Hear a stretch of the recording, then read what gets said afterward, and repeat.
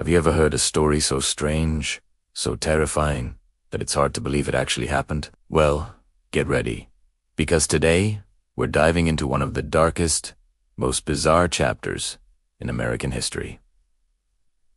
The Salem Witch Trials. This wasn't a movie.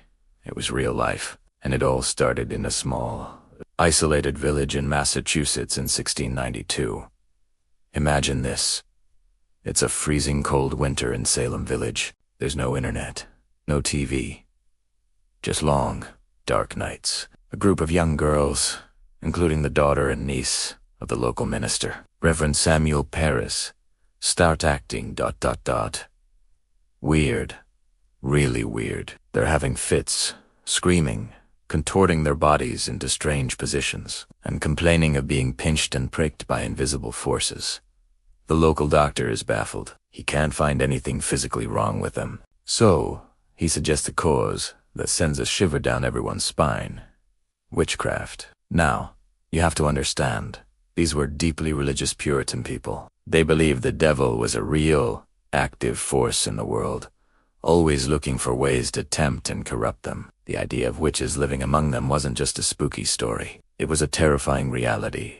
So, when the girls were pressured to name who was bewitching them, they pointed fingers. And the first three accused were not who you might expect. The first was Sarah Good, a homeless woman who begged or The second was Sarah Osborne, an elderly woman who was involved in a legal dispute over her late husband's will. And the third was a woman named Tituba, was an enslaved woman in Reverend Paris's household, likely of South American or Caribbean origin. She was an outsider, someone different, which made her an easy target. Under intense questioning and likely coercion, Tituba did something that changed everything. She confessed, but she didn't just confess.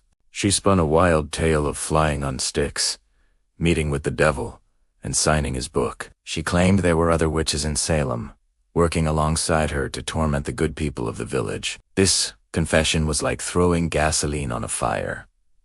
It confirmed everyone's worst fears. If Tituba was a witch, who else was hiding in plain sight? Panic gripped the community. The accusations started flying fast and furious. The afflicted girls became local celebrities, their courtroom performances growing more dramatic by the day. They would writhe on the floor, scream in agony, and claim to see the spectral shapes of the accused tormenting them. Their testimony was considered spectral evidence, and it was nearly impossible to defend against. How do you prove you didn't send your ghostly form to attack someone? Soon, the accusations spread beyond the initial outcasts. Respected church members, wealthy landowners, and even a 4-year-old girl named Dorcas Good were accused. If you questioned the trials, you were immediately under suspicion. If you had a long-standing feud with a neighbor, you might find yourself accused of witchcraft. It became a perfect storm of religious extremism, social anxiety, and personal vendettas. Special courts were set up to handle the flood of cases.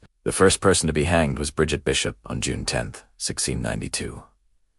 She was known for her slightly flamboyant dress and for owning a tavern, which made her an easy target for suspicion. She maintained her innocence to the very end, but it didn't matter. 19 people in total, men and women, were hanged on what would become known as Gallows Hill.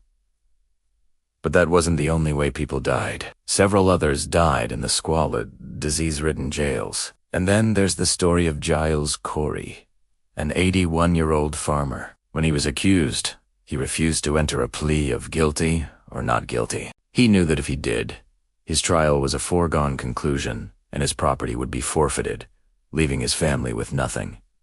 So, he stayed silent. The legal remedy for this at the time was horrifying. It was called peine forte et dure, or pressing. Heavy stones were piled on his chest for 2 days to force a plea out of him. His last words were reportedly more weight. He was crushed to death, but because he never entered a plea, he died legally innocent, and his farm passed to his sons. It was a final, tragic act of defiance. So, what finally stopped the madness? By the autumn of 1692, the accusations had spun completely out of control. Even the governor's wife was accused. People started to have serious doubts. Could this many people, many of them pillars of the community, really be witches? Dagobert Noor, William Phipps, stepped in. He ordered a stop to the use of spectral evidence and eventually disbanded the special court. He pardoned the remaining accused and released them from prison.